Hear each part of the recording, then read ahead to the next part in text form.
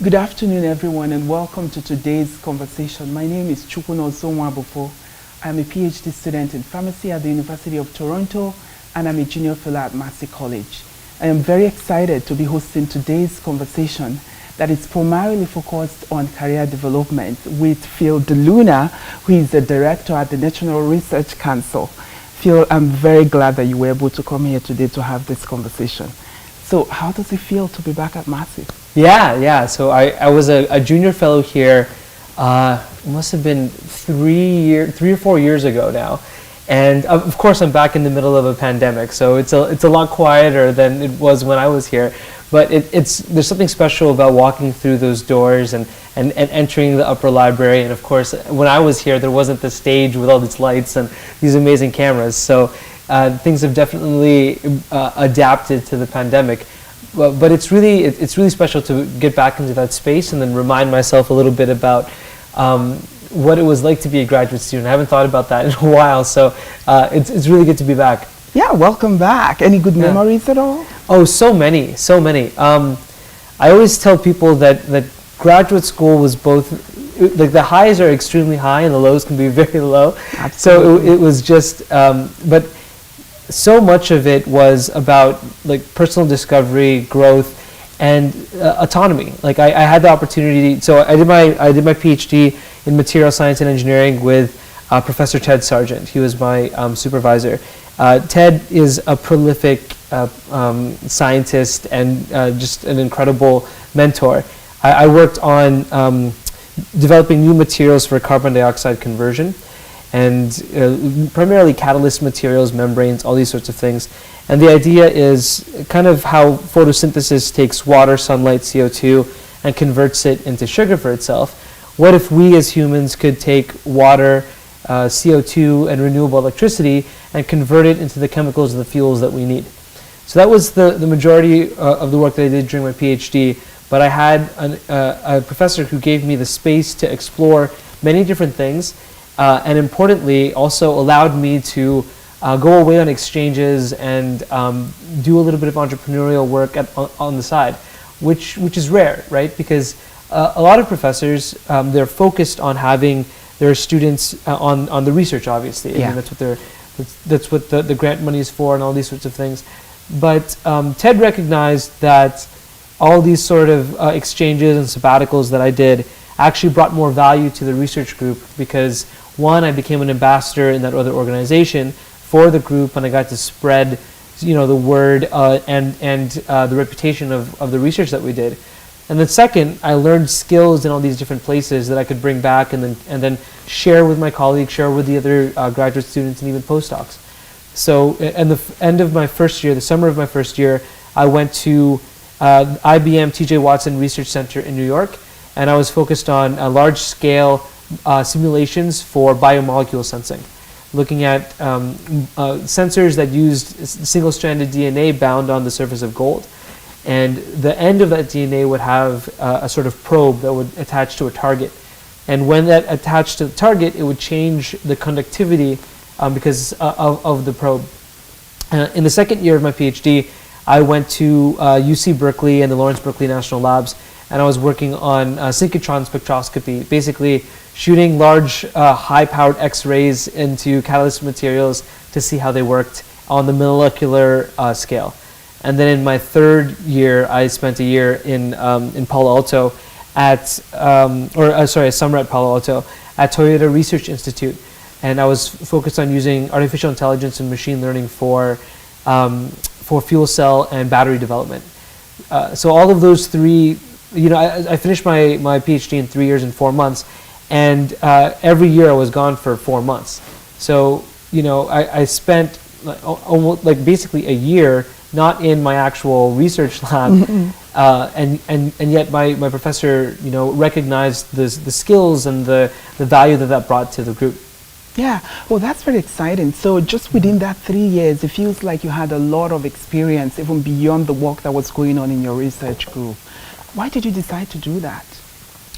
That's a good question. I don't know if I ever really consciously decided to do that. I think it's kind of opportunities would come up, or things that would interest me would catch my attention, and I would try to explore those things as fully as I could. Each of those specific internships actually were a consequence of what I like to call business development in our group. Ted sent me to each of these different places to see if they would be willing to collaborate or if they would be willing to fund some of our research. So the first time that I went to New York and IBM, I went there with a slide deck in hand to say, this is the research that we do. We would love to collaborate with you. Do you have any research funding to do so? And they said, Phil, we love the work that you're doing. We think you're great. We don't fund research because we're a research center ourselves, but why don't you come and do an internship with us? And so I did. And then it was the same situation with Toyota Research Institute in my third year. I went off to go and basically, advocate or try to develop collaboration and partnership, and that led to an internship down the line. I was also able to compete in the Carbon XPRIZE, which was a $20 million competition to capture and convert the most CO2. And at the end of my first year, we had published a paper in Nature where we were converting carbon dioxide into syngas, or a precursor to fuel. And we were doing it at a tiny, tiny Rubik's Cube sized box, a few milligrams per hour, just at the bench scale. And then the call for proposals for the Carbon XPRIZE came out, and we applied, not thinking that anything would come from it, and then we actually got through to the next round.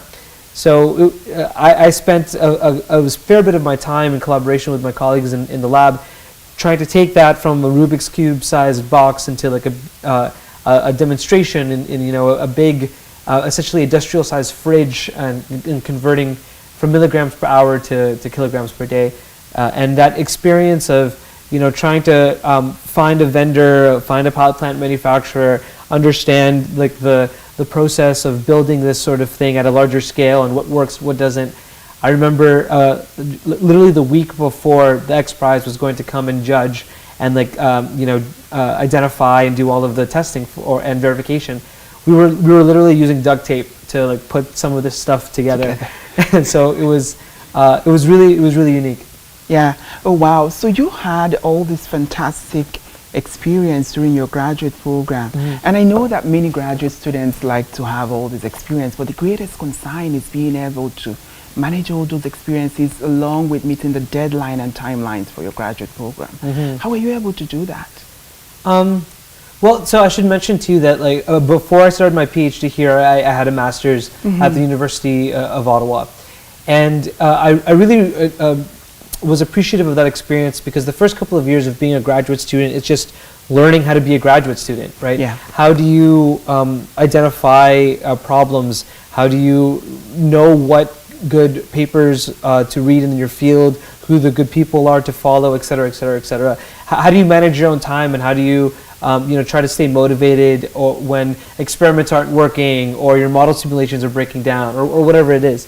So I already had the experience of what it took to be a graduate student, and I had a pretty successful master's. So when I went to Ted's group, it really, everything kind of just went from there. And a lot of it also has to do with sort of the environment and the research area that I was in. So Ted is a very entrepreneurial professor in his own right. It's a very hierarchical research group where there's a delegation of responsibility down through that research group. At one point, at the largest point when I was in his lab, I think there were over 112 or 115 postdocs and students under his supervision. And they were split between 3 different sub-teams, and then each of those sub-teams had research area topics, and each of those research area topics had their own sub-teams. At one point, I was supervising a couple of postdocs and a graduate student or 2 myself. So that's rare, right? It's a very rare environment to be trained in, and I would not have had the ability or the skill set to manage all of these different opportunities if it wasn't supervised or taught or mentored by someone who was able to do that himself. And I kind of learned from osmosis in that way. And that's why I always tell people, whether it's you're in grad school or you're an undergrad trying to go to grad school, or whether you're in grad school looking for your first career opportunity, the most important thing is actually, it's less about the job title or the work or the company even. It's about the people and who's going to be your mentor. And that first relationship is so key. So I wish I had some practical advice for you. Like, I woke up and I had a diary, and I had a formula that I would use my time. But really, it was just being surrounded by really high performance people, and learning and copying and doing some of the things that they did. And I'll give you a concrete practical example. After every meeting, Ted would send out an email with bullet points at the end of the summary of that meeting. And any meeting, it could be anything as simple as discussing a specific scientific problem, all the way to trying to plan a research grant. Always it'd be bullet points after. And so that consistency and that habit forming of taking a conversation, distilling it down into its base points, and then communicating it out.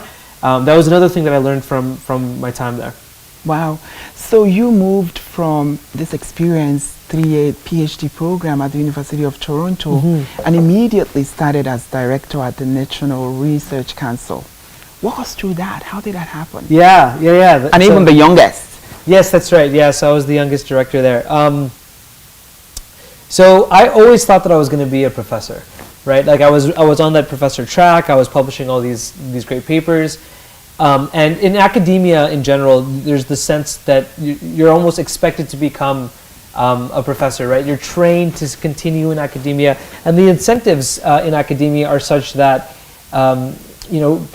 professors are incentivized to publish more, to train other people who become professors themselves, so that their work gets cited, right? There's this sort of I don't want to say pyramid scheme, but there's this sort of system that perpetuates that. And I was so dead set on continuing into a postdoc, and then going to a top 5 school in the world, and then getting a professorship in who knows whereville, because that's kind of what it's like now.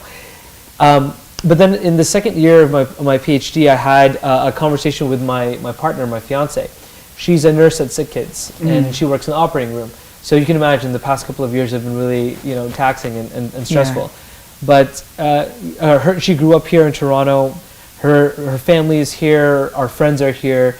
She wanted to have a life here. And so I decided about midway through my PhD that I wanted to be with her more than I wanted to be a professor. And so at that point, I had to figure out, well, what is it that I'm going to do? My goals, my entire future, that I thought it was going to be a professor. And I think a lot of people in graduate school, like the majority actually, have that realization. Like a lot of people start graduate school because they're inspired by the professors that taught them. They had a research internship over a summer, and they wanted to continue that work. And then a lot of graduate students, for one reason or another, realize that becoming a professor probably either won't happen for them because for whatever circumstance, or that it's just not what they want to do or continue. And I had that realization. Then I thought, well, what am I going to do? So that's when I tried to take the work that we were doing in the XPRIZE and turn it into a company.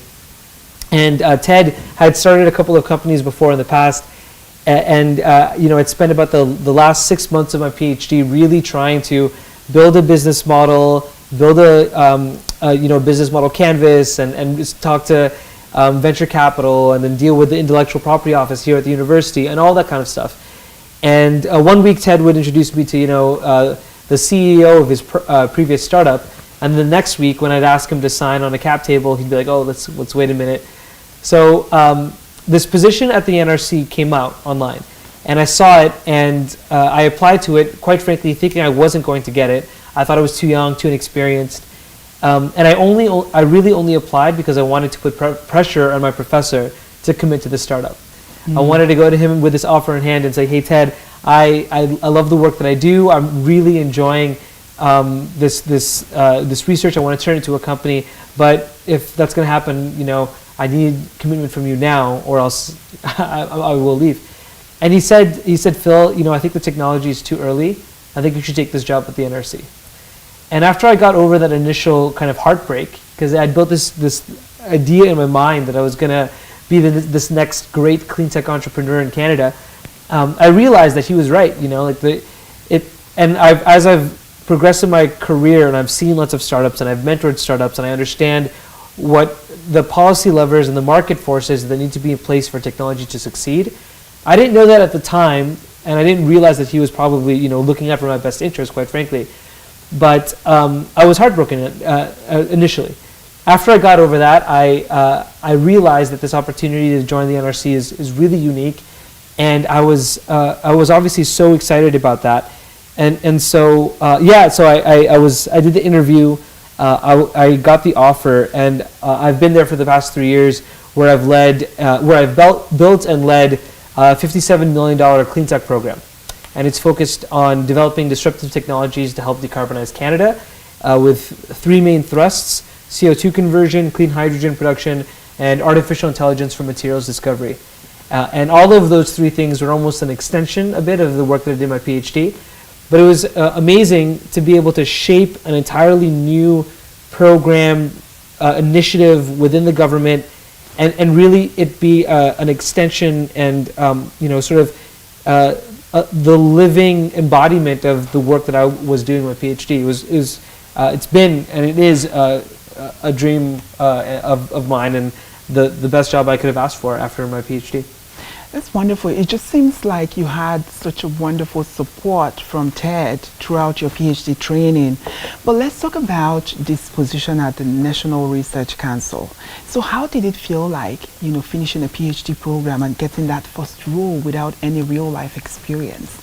So one of the myths at graduate school is that when you finish your PhD, you work under a prof, maybe do a postdoc work and get some level of experience. Mm-hmm. But then you finished. Had you even finished at that time? I think you were still a student. Yeah, no. When the role came out. I was still a student when the role came out. Yeah. Yeah. So how was it intimidating?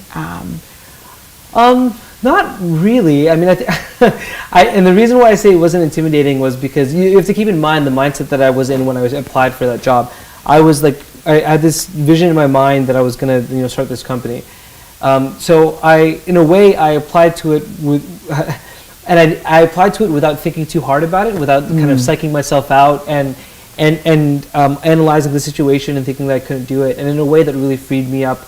During the interview process, and the way that I was able to kind of explain that, sure, I'm coming out of my PhD, but I had a very unique PhD, and I had within my lab, I supervised PhD students and other postdocs.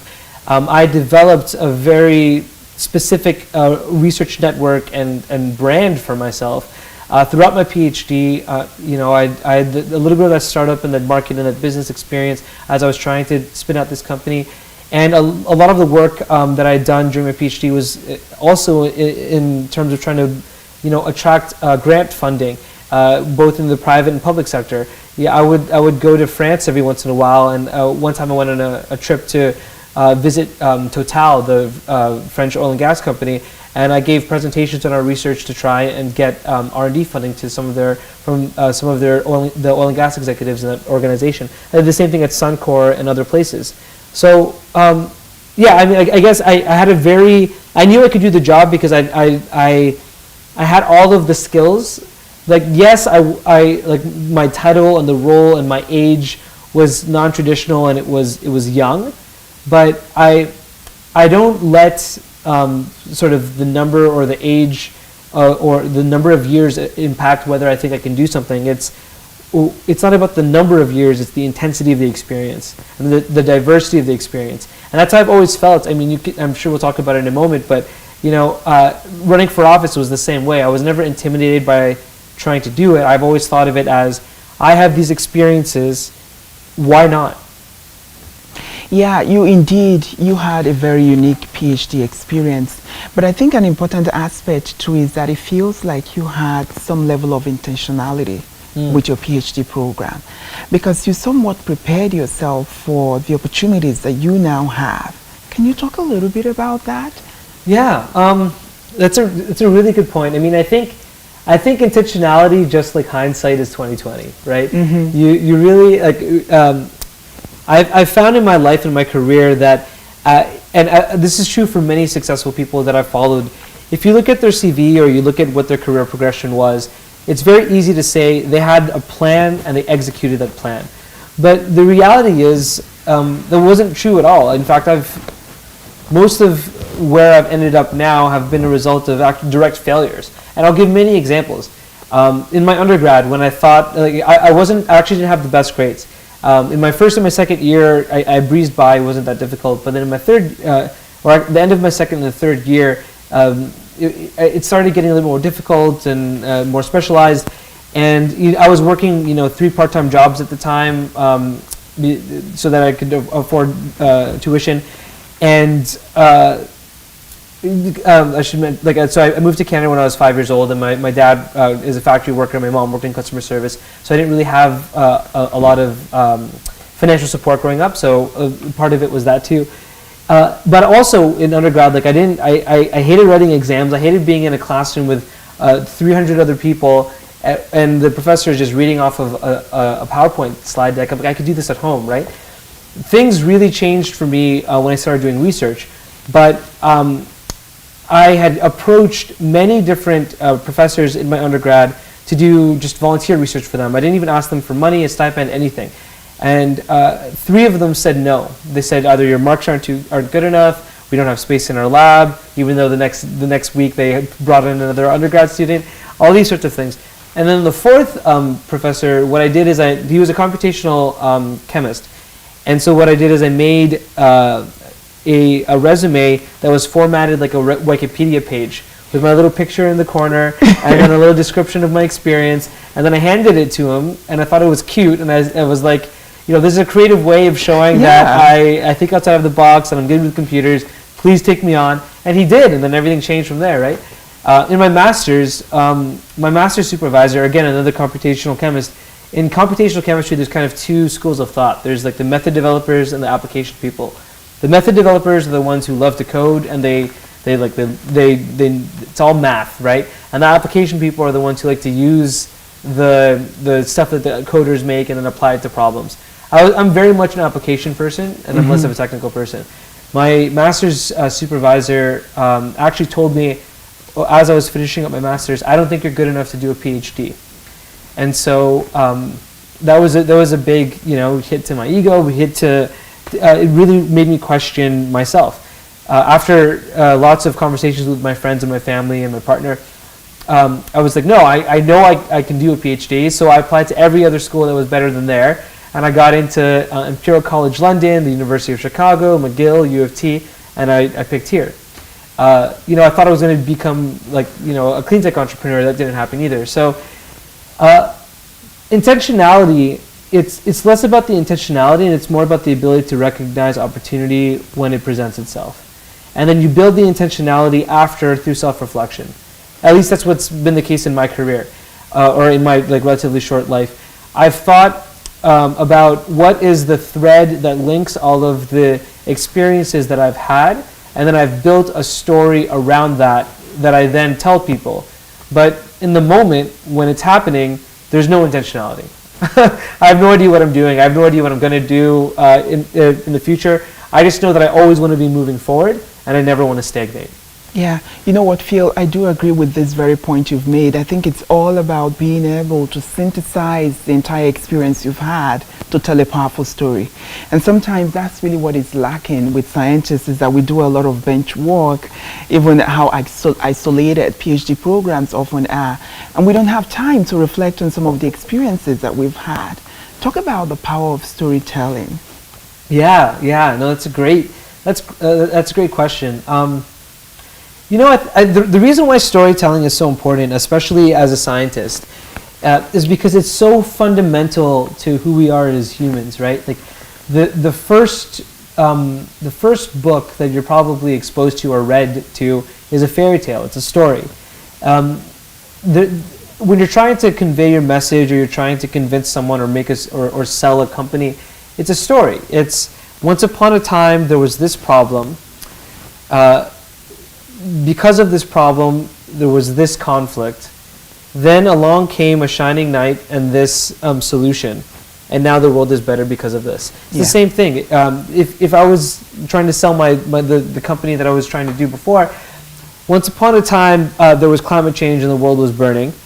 Then all of a sudden, we developed a technology that could take CO2 emissions and turn it into something useful. Because of that, the world is no longer burning, and we can make the things that we need for a quality of life from carbon dioxide in the air rather than fossil fuels in the ground. It's a very clear and linear story.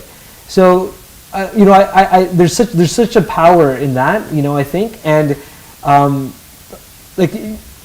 especially when you think about the story of your own life. Yes. Right? Like your own life, you're constantly living a beginning, a middle, and hopefully not an end, but hopefully a beginning and a middle and an end to certain chapters, right? An end to the end to a chapter of you as a graduate student, the end of a chapter of you in a certain career, the end of a chapter of you as a single person, all these sorts of things. You're constantly living a million different stories in your life, and it's just being able to take a moment to step back, understand and place that story in the context, and then convey it to people. That's so powerful. So I always recommend to people in science or in research or in graduate school, whatever, to intentionally take a step back and think about what your story is. And what was that point for you? At what point did you get to and you started reflecting on the experiences you've had at UC Berkeley, Toyota, IBM, to now tell a story that has helped shape your career?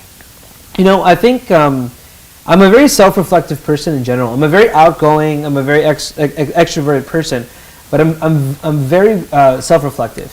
And I think a lot of that, I'm in the moment self-reflecting on being self-reflective. It's kind of meta actually right now. But I think a lot of that was because when I was young, there's a 11-year gap between me and my little sister. So for most of my childhood, I was an only child. And both my parents were working all the time, because they had to, and I spent a lot of time alone. So I spent a lot of time being comfortable by myself and imagining worlds and playing, with little Batman action figures and all these sorts of things, and being self-reflective. So that's always been a part of my personality and who I am as a person. And it's going to sound really funny, but I obviously did a lot of travel during my PhD and did a lot of travel during my work too. And the times that I'm most self-reflective is when I'm traveling. When I'm sitting down in an airplane, in an airliner, or on a train, and there's nothing else for me to do, and I'm tired of all the TV shows or the movies that is playing, I'll just sit there and then I'll think about myself and my life. And ironically enough, it's almost been like a form of meditation, and it's been hard with the pandemic in that way.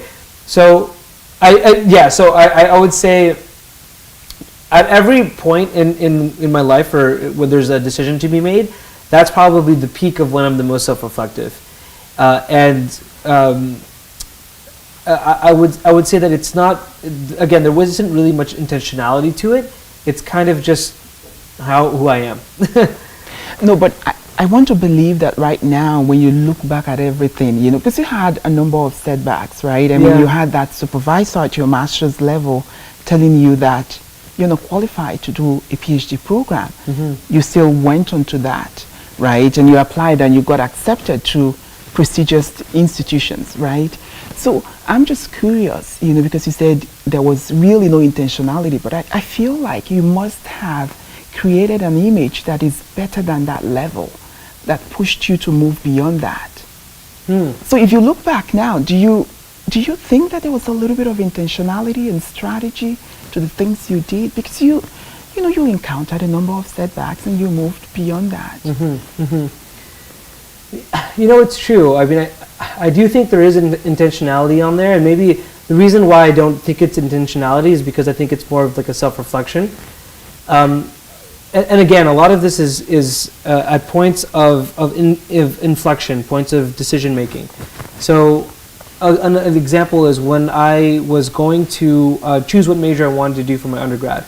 I was really interested in creative writing, I was really interested actually in business, and I was really interested in chemistry. So I had to make a choice between those three things to major in. And then I was intentional about, I reflected on it and I thought, well, if I go into chemistry and I will stand out because I'm an extroverted person who can write and communicate, and I did debate in high school, and I have all these sort of skills that a lot of people don't associate with being a chemist or being in science. And so there was an intentionality there, and I think throughout my career, the intentionality, like the sort of the piece that I'm solving for is working at the interface of different things. So, like you can't really place me or describe me in a box. And in that sense, that like solving for diversity of experience, solving for diversity of skill set, it is an intentionality in and of itself. So I would say that's what I've been like working towards. So we're going to talk a little bit about your upcoming book, but it seems to me like throughout your graduate program, you also focused on personal branding. You know, you made all these connections with people in the field. Talk about how that has helped your career, but also on how you were able to build those initial connections. See, the thing with grad school is that more than often, the supervisors are often the ones connecting with the profs, with the scientists in the field, and often it's very intimidating. It can be intimidating for students to establish those connections. How were you able to do it? Well, it's true. A lot of the initial connections that I established were through my professor, absolutely through his network. But what I came to realize too is my professor was really good at cold calling people. Like he would just, you know, if there was something that a problem he wanted to understand or a new paper that was leading in the field, he'd just email them, call them, like look up their number and call them. And so, you know, getting over that awkwardness and that barrier to make that first reach out is really it's a mental gap. It's not a physical one, or like it's a social one. And then especially because of the pandemic, it's so much easier now to network with people that you don't know. Like people are connecting and more open on LinkedIn or online or whatever forum or platform you're using. It's so much easier now to do that. And the power of connection, it's so true. It's all about who you know. Like I would not be where I am if it wasn't for the connections that I've had in my life, and you never know where a connection might lead you. Absolutely. So, you know, I've always like we met on LinkedIn, I think, right? Yeah, you reached out to me on LinkedIn for the Action Canada Fellowship. Yeah. That's right. So there's an example right there, and so you obviously know how to do it, and I'll ask you. I'll put it back to you. How do you reach out to people, and why did you reach out to me that first time? You know what? I think there's a little bit of intentionality associated with it. When the need arises, it becomes a lot easier. I mean, my first job, I got it from LinkedIn. Someone reached out to me and said, "Hey, this opening is there," and I applied. Right. So I think when there's an absolute need for you to want to make a connection, it does come up. You know what I like to caution is I feel like it's very important to start building those connections before the need really arises. And you are right. You really never know how important the person close to you will be in a couple of years to come. Yeah, so that's very important. Now I'm being interviewed, Phil. So what does strategy mean to you? What does strategy mean to me? Yeah. What can you be a bit more specific? That's a very broad word. In what way? I know. So when you hear strategy, what comes to mind? I think it depends on the context. So to me, I think strategy is thinking about where you want to be and how you can get there. And that can be true as an organization, that can be true on a personal level, that can be true in many different ways. But strategy is also thinking about not only how can you get there, but what are the barriers in your way, and what are what's the environment with which you're in to make whatever goal you have a reality. Okay, so the reason why I asked that question is that with respect to career, there are two schools of thought. There are some people who say be broad, right? You know, open yourself to opportunities and just take things as they show up. And then some other people are like, you have to be very focused. You have to know where you're going to. You have to specialize. You have to be this. And more than often, they reflect that you should start with the end in mind. Right. Now, I think that it's only when you have strategy, that's when you're thinking about the end. Right. In your own case, at that time, it was about being a prof. Yeah. Now, looking back, because you had initially groomed a career to become a prof, and now you went into the industry. Yeah. Did you think that your graduate education prepared you for an industry position? I think my specific PhD with my professor prepared me for an industry position. I think the curriculum in the graduate school and a typical graduate degree or does not as well. I think that's changing though, and we're having a conversation with a few people here in the room right now about, you know, even when I was finishing up my PhD, it was rare to hear about people who had jobs lined up after their PhD or their master's degree. You know, they were either, you know, looking for postdoc positions or they were thinking about what they wanted to do, etc. Now, it's very common to have the job lined up or to actually get the job through the work that you're doing as a researcher, the work you're doing in your graduate school. So I think that's as time goes on, you're going to start to see academia evolve in that way, to start training graduate students and students in general to be versatile and adaptable for the marketplace, because the numbers show that there simply are not enough professor positions for all the graduate students that are being trained. So, and yet these are extremely highly skilled, critical thinking people that could have an immense impact on our economy, our GDP, and our society. So we have to find ways to ensure that they get the skills and the exposure that they need in their graduate school while they're developing these skills, so that they can be effective in the labor market when they're done. Well, it's very difficult to blame this on the institution, right? Because now we know that the university, for example, University of Toronto has a lot of clubs, a lot of institutions, Yep. mini groups, like including Massey College, where you could get involved. So would you really say that the opportunities are not available? Or are you trying to say that it could be a part of the graduate curriculum? Yeah, exactly. I think it should be part of the graduate curriculum. And I'll say that, yes, there are lots of these opportunities that are available. There's lots of space to create your own clubs, opportunities, all these sorts of things. But you have to keep in mind that there are a certain type of people that seek those things out. Mm-hmm. And then there are other types of people who are, you know, perhaps a little bit more focused and detail-oriented on the work that they're doing, and they don't maybe understand or see the value in these sorts of other extra activities. These are the people who perhaps, you know, you talked about those two schools of thoughts being very broad and being very specialized. I would say these are the kinds of people who have that school of thought of being very specialized. I'm very much the opposite. I very much diverse, broad. I actually don't have an end goal in mind. I have, what am I going to do next? I'm not working towards something in the next 5 years, or the next 10 years. Every interview that I've had where they ask you, where do you see yourself in the next 5 years, or what do you want to do in 5 years' time? I hate that question. I think it's a very lazy question. It's more, what kind of person do you want to be? What kind of skills do you want to have? These sorts of things. Anyway, that was a bit of a digression. So the answer is yes, there are opportunities, but they should be woven into the curricula to ensure that every type of student has the opportunity to benefit from them.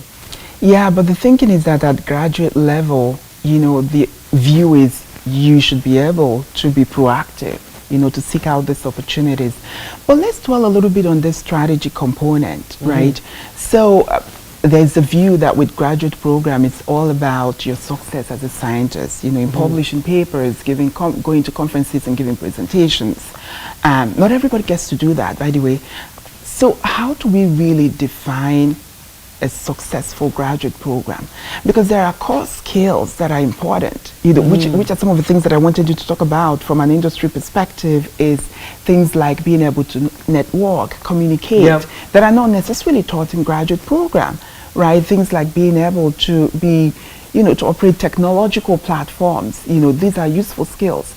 So in that context, where someone has not been, quote unquote, as productive as you would imagine from the scientific components, with having lots and lots of papers, how then do you define a real successful graduate experience? To me, I think the way you define it is the development of the skills that are transferable beyond academia.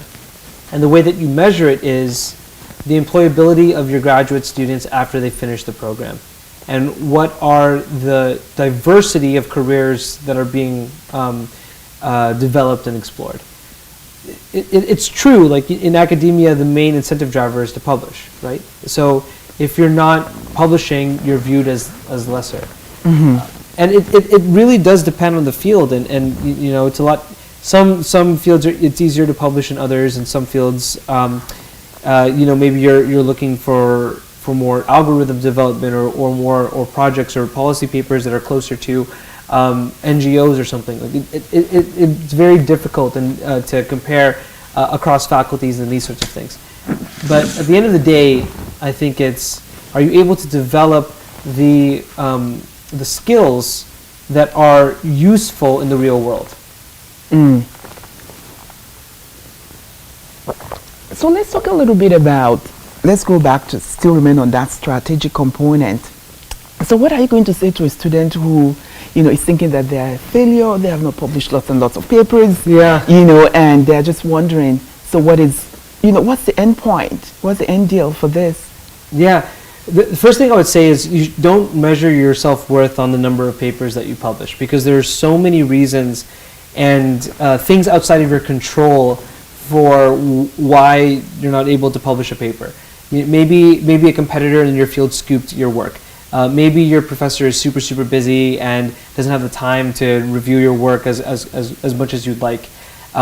Maybe it's the science is just, or whatever, if it's not science, maybe the topic is just really, really hard, and you try really hard and it just doesn't work. That's fine too. So don't measure your, the first thing I would say is don't measure your self-worth on the number of papers that you publish. I mean, it's easy for me to say that I've published a lot of papers, so I can say that, and it's almost it's not the most take my word with a grain of salt sort of thing, right? But at the same time, I would say, the self-worth, like graduate school, yes, it's about publishing papers, but it's also about how you grow as a person. Mm-hmm. And so if you can finish your graduate school and then reflect and think about the resiliency that you developed and being able to get through that situation, even if you weren't publishing a lot. One of my really good friends, she didn't publish that much in her master's, and then she ended up, after she graduated, finding a job in medical copywriting, and now she's like an associate director of a medical copywriting firm, and she makes a really great salary.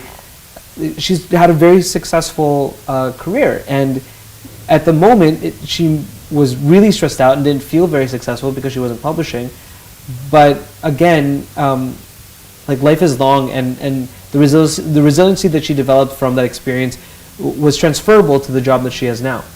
Yeah, I agree. I think it's all about looking at success from a broad perspective, that it goes beyond just the papers and the grades, but it's also what kind of value can you offer to the society. Mm-hmm. And it really depends on that, right? Yeah. Like, what can you bring to the table? How can you solve problems in the industry, in academia, in research institutes, which really goes beyond just publishing. But to just talk about the exciting part on your federal election last year. Yeah, sure. So at that time, you were still the director at NRC. Yep. A scientist, and you went on to this new adventure.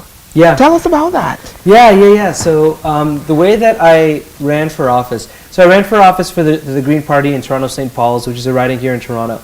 And basically I had the opportunity to meet Annemie Paul, the former leader of the Green Party of Canada, through the Action Canada Fellowship, which is this public policy accelerator program. She was one of the first ever alumni from the first cohort of that program. And she was looking to obviously recruit people to run for the Green Party in the next upcoming federal election. And up until that point, I had never been political in my life. I had never volunteered for a political party. I had never done anything political at all. I'd always been interested, but always as a spectator, never as a player.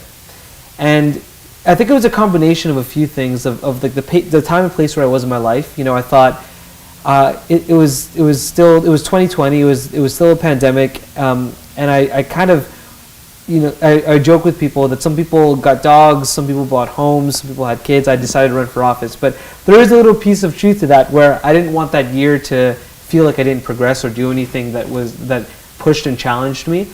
So there was that component of it where I wanted to do something that really pushed my limits and I could grow personally. And then there was the other piece of it, which is, again, strategic. We were talking about strategy before, which was, I was 29 at the time, didn't have kids yet, didn't own a home, didn't have a mortgage payment I had to worry about, any of these sorts of things. So I felt I was young and idealistic enough, and no one would blame a 29-year-old clean tech for trying. Yeah, exactly, for trying and running for the Green Party, right? I also felt that the Green Party was almost the least partisan of the parties, right? And of course it aligned with my values and all these sorts of things. But it was also, because it's such a small grassroots party, I could run a very independent campaign and be true to myself, and I didn't have to worry too much about, on one hand, there wasn't much support and infrastructure from the party, but on the other hand, it meant that I could do things differently and I could be very innovative and unique with the way that I ran my campaign. And so I always tell people about my experience of running, you have to ask yourself two questions before you run. Why do you want to run, and what does success look like even if you don't win? So for me, I wanted to run because I wanted to bring more science to politics. I wanted to bring more diversity to Parliament. Being a young person, a Filipino-Canadian immigrant, a scientist, these are all things that I don't think are represented in our Parliament, in our politics.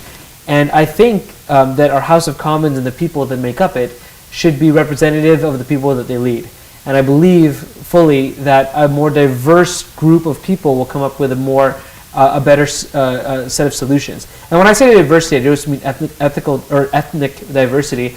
I mean diversity in age and perspective and upbringing and socioeconomic lifestyle and expertise. I love lawyers; they're great, but maybe there's enough lawyers in office, So that's no offense if there's any lawyers out there. I have a lot of good lawyer friends. So those were the reasons why I wanted to run. And the second piece, what does success look like even if I didn't win? And I knew from the very beginning that winning was highly unlikely, but I wanted to try anyway for this reason. I wanted to lower the barriers of entry, especially for people who felt that they weren't represented in politics or they couldn't run themselves. When I was first considering running, I Googled how to run for office in Canada, and I got a bunch of Elections Canada forms. Like, if you Google how to run for office in America, there are boot camps and webinars and videos and nonprofit organizations that teach you about electoral campaigning and policy making, all of these sorts of things. There's none of that in Canada. There's not enough political engagement in this country, which is scary considering how important politics and policy is to our everyday lives. So I wanted what success looked like even if I didn't win was, am I able to inspire other young people, Filipino Canadian immigrants, scientists to run for office, and am I able to run a positive campaign to show people that politics doesn't have to be negative and vitriolic, and it can actually be positive and fun, and can I share my journey with people? So what I actually did is I vlogged my entire campaign. I would release every week or every 2 weeks a different episode on, how do you build a team? How do you fundraise? How do you think about the policies and the platform that you're building? How do you reach out to local community groups? How important is a leader? All these sorts of things, because I wanted to show people and give people a perspective and a resource of what it's actually like to run for office. So that's, in summary, a bit of my experience and why I did it and why I'm really proud of what I did. So a two-part question here is, as a director at the NRC and also a scientist, were you worried about how that adventure would have affected those two parts? Yeah, absolutely. I was terrified. I was completely terrified. I mean, I thought that's one of the first things that you ask. It's, if I run for office, especially when you're working in the public service, you have to be completely impartial. You have to be able to serve the government of the time. But when you run for office, you cross over to the other side and you start becoming political. So I was worried about it, especially how my colleagues would take it and all these sorts of things. But coming back after, I realized that I had nothing to worry about because people understood my motivation. People understood why I was running. If I was running in a highly competitive riding for either the Liberal or the Conservatives, and I was mean and rude and very vocal about that, it might be a different story. But because of the way that I ran my campaign and the way that I carried myself and how transparent I was about my motivations from the very beginning, people, both in the scientific world and in the public service, recognized that I was doing it for personal, but also for neutral reasons, and yeah, it hasn't really impacted my career negatively at all. So, do you think we should normalize this perspective that you're a scientist, stick to science? That's all you know how to do. No, I don't think we should normalize that. I think it's the opposite. It's you're a scientist, you have skills, and you understand the world through the lens of science. Now go apply that to the rest of it. Yeah, I think I agree to that. Before we move forward, I think we will take a number of questions. Do we have questions? Again, you can drop your questions at our chat box online, and even in person if there is any question. I'm curious about something, Phil. Yeah. Given your experience in running for federal office, have you considered running again, whether it's federal or some other position? And yeah, I'll stick with that. Yeah, of course I have. And I actually loved every minute of it. You know, people think running for office is glamorous. It's not glamorous at all. It's a very, very boots on the ground, humbling, community-oriented experience. You know, I would wake up at 6 a.m. in the morning, go to the front of a subway station at the corner of the street. I had like a big A sign that I would unfold and put up with literature, and I would wait for rush hour, hand it out to people. People would ignore me. They would think I'm like I'm a Jehovah's Witness or something, and you know, it was very, very humbling. No matter how accomplished you are in your life, spend 5 minutes on a street corner trying to get someone to talk to you about politics, and you will be completely humbled, and your ego will be crushed. But that's part of it. It's a good thing. Yes, I would consider running again, but I accomplished everything that I wanted to accomplish running in the way that I ran in this campaign. That if I were to run again, it's because I know I have a good shot to win. And I don't think that I would run anytime soon, because I want to focus on, having more experience in the real world. And I think that more politicians, more people, successful people in the real world, should look to go into politics so that they can bring that experience into Parliament. And I want to have more lived experience and expertise, so that if I ever do get into office, I have more to give. Thank you for sharing. Yeah. Wonderful. Any other questions? Put online. Okay, I will continue with you, Phil. I guess we have more time to talk. So now, just looking back at everything, because the overall goal of this conversation is to talk about how people can think beyond graduate school and even plan for a robust career, right? I feel that what you've had so far is very robust, right? You've gone from being a graduate student, well, having a fantastic graduate experience, to stepping into a very high level position in the industry, and now last year also running for office. That's really robust. So, and I know you don't like using the word intentionality. I do feel that there was a little bit of intentionality in the things that you did. It might have been unaware at that time, but when you actually put the pieces together, you can see that, of course there was interest, but that interest was also serving an important need, right? So if you were to look back and summarize, your entire experience, and I know initially you had envisioned to become a prof, right? And again, going back to that word, strategy, what would be a strategy that you would recommend to your younger self? Right, I know you said you didn't really have a strategy at that time. You're more in the school of thought of being very broad. But right now, if you were to look back, what advice, what strategy would you have recommended for yourself that would still give you the kind of result that you have today, or even better? Yeah, that's a really good question. I don't think I wouldn't change anything with the way that I've done it, in a way, because I am where I am today because of the decisions that I made and the person that I was before. And I never regret anything I shouldn't say I never regret anything, but I don't regret the decisions that I've made, and I've always tried to think about moving forward. Less about what has happened, because you can't change what's happened, and more about moving forward.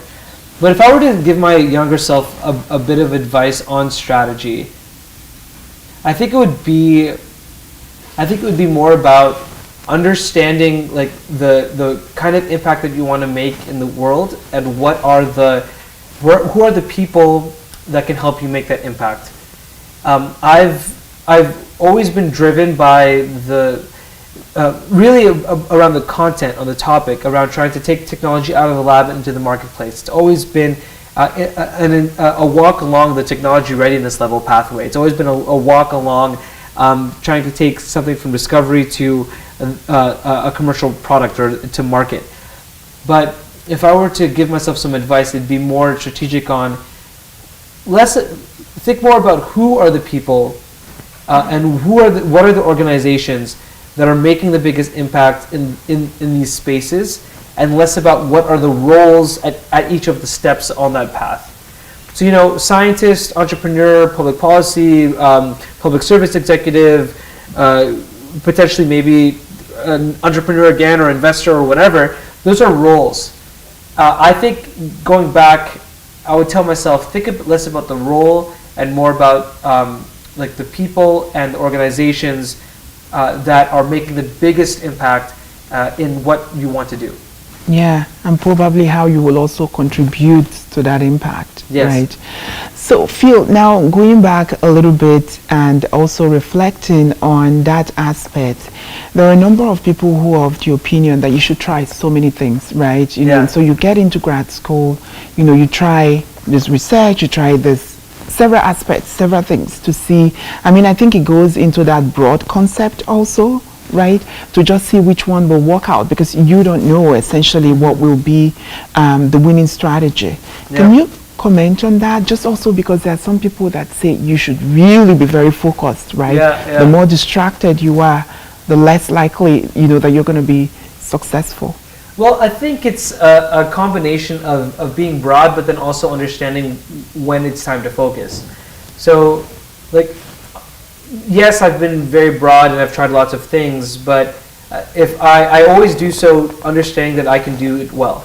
If I feel at a point that I'm doing too much, or I'm just spreading myself too thinly, and the quality of the work or the impact that I want to make is diminished because of it, I don't do that, right? So there's always a balance, but I'll also say that the risk that you run by becoming too specialized is that people will not look at you in any other way. So there's almost a balance. I almost think I'm on the opposite end. I've done too many things, and my profile is too weird that people have a hard time putting me into a box or describing my profile. The opposite is, you've only done one thing, you've done it really, really, really well, and that means that you have less room for growth. You have less room to people will think, this person has only done this one thing, they can't do this other thing. Yeah. And for me, it's all about, how do I maximize the opportunity for diversity? I said that before, diversity in experience, diversity in my life. So if I would rather be doing trying too many things, failing quickly, learning, and then doing something else, and having the opportunity and the options available to me, than to specialize very, very, and become the world's best at this one thing, but then never have the opportunity to do anything else. But Phil, we are in 21st century, right? And also in 2021, 2022 with the COVID-19 pandemic. How important is diversity of experience? So important, right? It's so important, because how else are you able to adapt? Having a diversity of experiences shows people that you're able to adapt and take learnings from one thing and apply it to something that's adjacent. And what is the pandemic if not an exercise in adaptability? Right, that is true. Talk to us about your new book, which I saw on LinkedIn. Right. And I know we started talking about that a little bit. I think it comes back to that same collaborative effort that we were talking about a few minutes ago. So go talk to us about your book. Yeah, sure. So I have a book coming out. I edited a book. It's coming out online next week and then in print in March. It's called Accelerated Materials Discovery, How to Use Artificial Intelligence to Speed Up Development. And the entire focus of the book is about how we can use artificial intelligence and robotics to augment the way that science is done and to speed up discovery. Imagine if we could create self-driving autonomous labs with minimal researcher input that could make a material, synthesize it, test it, characterize it, analyze it, and then determine what's the next material to make, and hopefully optimize and find the new, the best or the next clean energy material that we need. So it's all about that, and it's a few topics or chapters, like an introduction chapter, a chapter on the algorithms that are being developed, a chapter on applying it to clean energy applications, to industry, to building self-driving labs. I'm really excited about it, and every chapter is written by an author that's a leader in the field. We have people from Toyota Research Institute and from Citrine Informatics and industry, as well as UC Berkeley and Harvard and Stanford and U of T and University of Calgary, University of British Columbia and NRC. So it's going to be, I'm really excited for it. Wow. So we'll all look forward to seeing that book. How important was collaborative effort on making that book a success? It's so important. I would not have had the time to. So this is an example of not being able to say no to an opportunity. I was editing this book during the campaign, and I thought to myself midway through the campaign, why am I editing a science textbook when I'm running for office at the same time? So I had to kind of pause myself, and I had to ask the publisher to delay for a few months so I could focus on the campaign, and then I did. But collaboration is really important. And again, it's about attracting those authors to actually write the chapter in the first place. Yeah. And they wouldn't have done that if I didn't already have either a relationship with them, or a relationship with one of their collaborators, or a reputation for being collaborative. Yeah, that's very important. Congratulations, and we Thank look you. forward to seeing that book. Yeah. So in rounding, what are your final words for grad students, for early career professionals out there listening to us, either in person or online? Yeah, well, first I'll say if any of you have any questions or want to reach out, feel free to add me on LinkedIn or find my contact information online. It's everywhere. My life is no longer private. But beyond that, my final word would be, life is really long, and it's increasingly becoming clear that whatever career decision you take will not be the final career decision you do unless you want it, unless you're intentional about being in.